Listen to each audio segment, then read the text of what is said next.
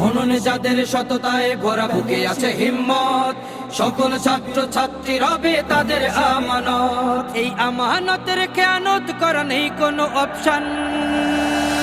এই প্যানেলটি জয়ী হলে ভাই থাকবে জুলাইয়ের মান, শিবির প্যানেল জয়ী হলে ভাই থাকবে জুলাইয়ের মান। শিবির প্যানেল জয়ী হলে ভাই থাকবে জুলাইয়ের মান, শিবির প্যানেল জয়ী হলে ভাই থাকবে জুলাইয়ের মান।